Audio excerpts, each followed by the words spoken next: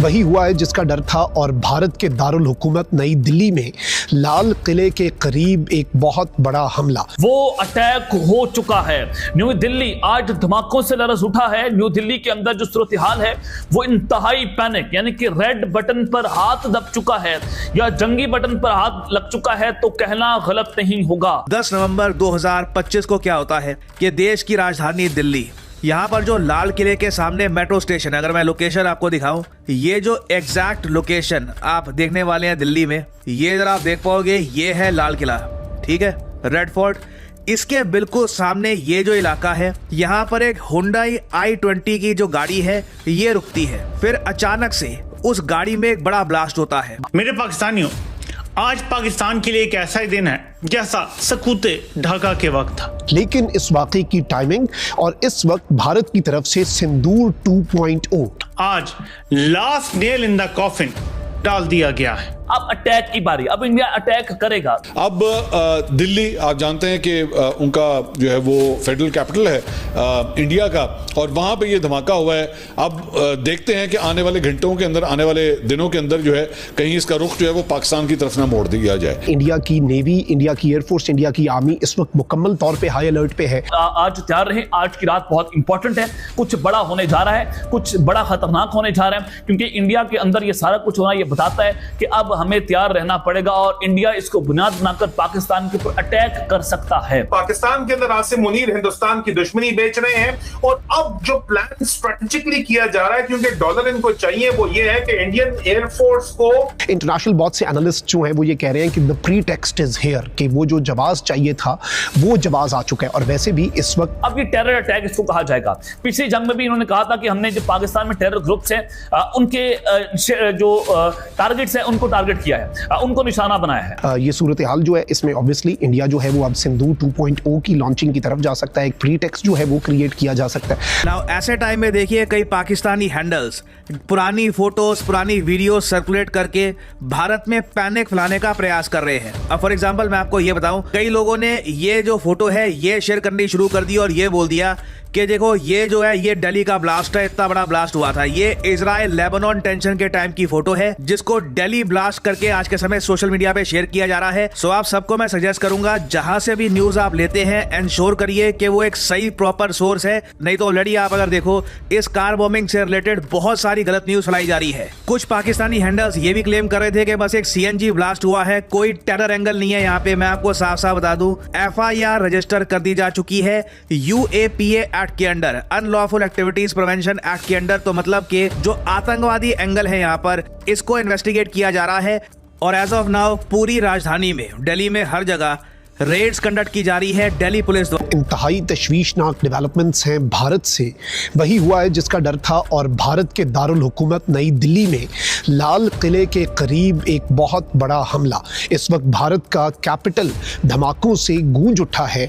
बड़े पैमाने पर हलाकतों की इत्तलात हैं। अफसोसनाक वाकया भारत के अंदर पेश आया है, लेकिन इस वाकये की टाइमिंग और इस वक्त भारत की तरफ से सिंदूर 2.0, क्योंकि याद रखिएगा कि इससे पहले भी जब जब भारत के अंदर कोई दहशतगर्दी का वाकया होता है, चाहे पहलगाम या फिर पुलवामा, उसके बाद भारत पाकिस्तान के खिलाफ स्ट्राइक्स लॉन्च करता है। इससे पहले इस तरह के इंसिडेंट्स जो हैं वो मकबूजा वादी के अंदर हुए, लेकिन अब पिछले कुछ अरसे से, पिछले कुछ दिनों से, जब से भारत ने अपनी ट्राई सर्विसेज एक्सरसाइजेज का आगाज किया, उस लम्हे से लेकर आज के दिन तक साथ ही साथ भारतीय मीडिया ये बात करता आया है कि पाकिस्तान की तरफ से जो दहशतगर्द ग्रुप्स हैं, ये उनका एलिगेशन है कि लश्कर और जैश जैसे जो दहशतगर्द गिरोह हैं वो भारत पर एक बहुत बड़े हमले की तैयारी कर रहे हैं। अब से कुछ घंटे पहले ही इस तर्ज पर कुछ और डिटेल्स भी सामने आई कि बड़ी तादाद में जो एमिनेशन और RDX है वो बरामद किया गया है और अब भारत का जो कैपिटल है वो धमाकों से गूंज उठा है। इस हवाले से exclusive details and what's next, और पाकिस्तान का इस हवाले से क्या मौक़िफ़ और क्या तैयारी है, क्योंकि भारत के अंदर जब जब टेररिज्म का कोई इंसिडेंट होता है तो उसे डायरेक्टली पाकिस्तान के साथ, बेशक विदाउट एनी प्रूफ, लेकिन भारत लिंक करता है। अब इस हाथ से आप अंदाजा लगा सकते हैं, जो मैं आपको 2-3 दिन पहले से कह रहा था कि अब ये जो जंगी मशकें हैं वो खत्म होने जा रही हैं। अब अटैक की बारी, अब इंडिया अटैक करेगा, क्योंकि बिहार बिहार का इलेक्शन भी, उसमें नैरेटिव इनसे नहीं बन पा रहा और 6 नवंबर को बिहार का इलेक्शन शुरू हुआ और 11 नवंबर तक इससे जारी रहना था और 11 नवंबर से चंद घंटे पहले, आज क्योंकि 10 नवंबर है और 8 बजे का वक्त है और ये हमला होना ये बताता है कि भारत ने एक बहुत बड़ी जंग छेड़ दी है जिसका सहारा लिया जाएगा, अपनी आवाम को चूरन बेचा जाएगा कि पाकिस्तान ने हमारे ऊपर हमला कर दिया है और अब हम पाकिस्तान के खिलाफ जंग में लड़ने जा रहे हैं। अब ये टेरर अटैक इसको कहा जाएगा।